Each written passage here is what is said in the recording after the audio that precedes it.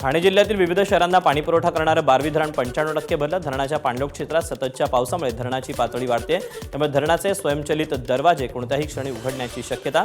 खबरदारी म्हणून पाण्याचा विसर्ग लक्षात घेता प्रशासन नदीकाठच्या सरकारी यंत्रणांसह गावकऱ्यांना सतर्क राहण्याचं आवाहन केलं। दरम्यान काही स्वयंचलित दरवाजांना गळती लागली असून त्यातून पाण्याचा विसर्ग सुरू आहे।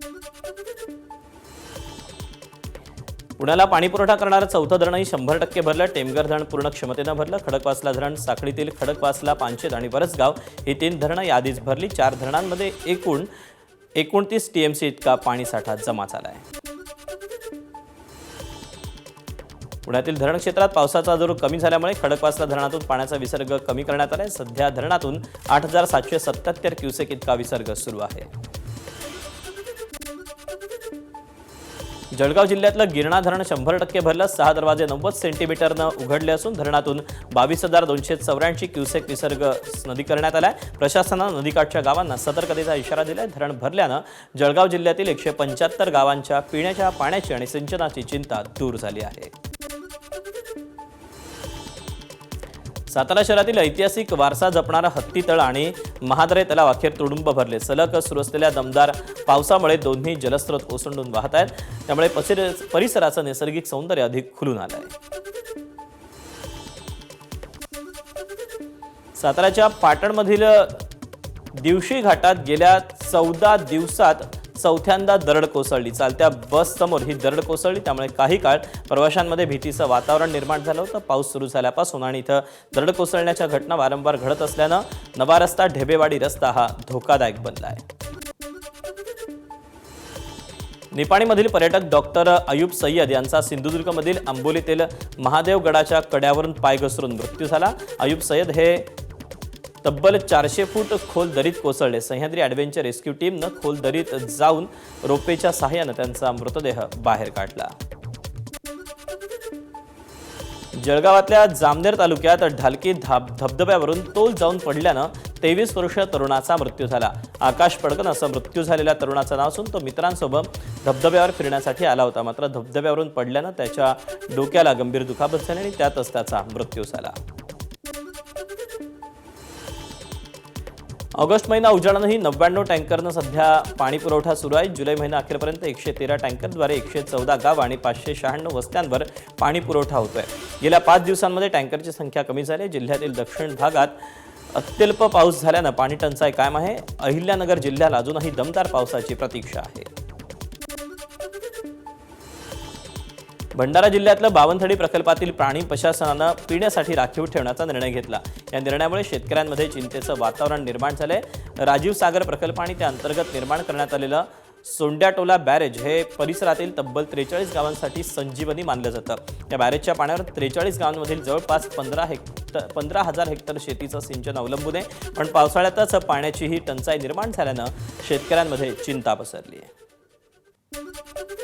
महाराष्ट्र आणि मध्य प्रदेश सीमेवर राजीव सागर प्रकल्पाची निर्मिती करण्यात आली आहे आणि या राजीव सागर प्रकल्पावर सोंड्याटोला हा प्रकल्प आहे आणि या सोंडाटोला प्रकल्पाच्या माध्यमातून भंडारा जिल्ह्याच्या शेवटच्या टोकावर असलेल्या तुमसर तालुक्यातील 43 गावांना सिंचनाची व्यवस्था केली जाते। तिथे पाण्याचा पुरवठा होतो आणि या भागातील शेती सुजलाम होते। मात्र सध्या ऑगस्ट महिन्याचा आठवडा सुरू झालेला आहे आणि पाऊस ज्या प्रमाणे पाहिजे तो प्रमाणात अजूनही भंडारा जिल्ह्यात पडलेला नाही। त्यामुळे आपण सध्या या बावनथडी नदीवर आहोत आणि बघू शकतो बावनथडी नदी अशी अजूनही कोरडी ठाक पडलेली आहे। दूरवर परिसरात नजर जर मारली तर बावनथडीचं हे पात्र विस्तीर्ण पात्र असं कोरडं पडलेलं आहे।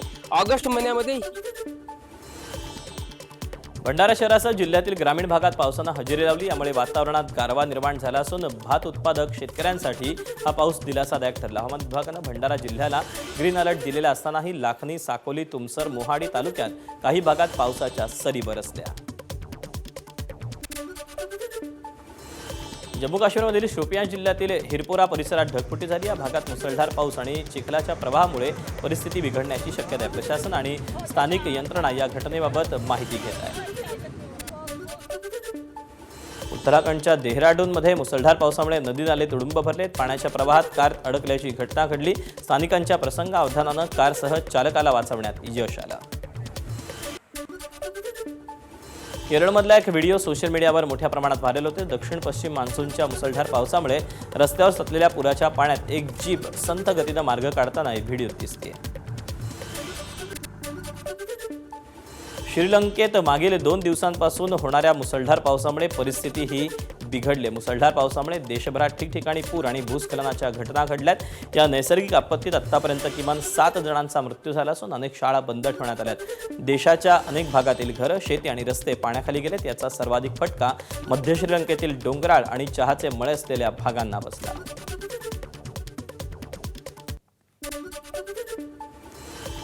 नाशिकमध्ये कुंभमेळ्यासाठी सुरू असलेल्या कामांमुळे नागरिकांना अडचणींचा सामना करावा लागतोय. कुंभमेळ्याच्या कामासंबंधित खोदून ठेवलेल्या एका खड्ड्यात भाविक पडला. नाशिकच्या सरदार चौक परिसरात ही घटना घडली.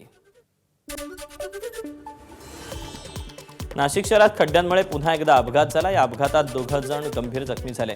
कुणाल महाले आणि प्रभाकर माने अशी जखमींची नावं असून त्यांच्यावर खासगी रुग्णालयात उपचार सुरू आहेत. नाशिक शहरातल्या खड्ड्याच्या प्रश्नावरून राजकारण तापलं. यातच महापौर हिमगौरी अडके आणि उपमहापौर विलास शिंदे यांनी पुन्हा एकदा शहरातील काठे गल्ली, द्वारका परिसरातील खड्डे बुजवण्याच्या कामाची पाहणी केली. नाशिकच्या खड्ड्यांबाबत मुख्यमंत्री देवेंद्र फडणवीस यांनी तातडीची बैठक बोलावली. यामुळे महापालिकेची 7 ऑगस्टला होणारी महासभा आता 8 ऑगस्टला होणार आहे. या बैठकीला सर्व यंत्रणांच्या प्रमुखांना उपस्थित राहण्यास मुख्यमंत्र्यांनी सांगितलं आहे. नाशिकच्या मनमाड बस स्थानकाच्या आवारात खड्ड्यांचं साम्राज्य पसरले. पावसामुळे परिसर चिखलमय झालाय.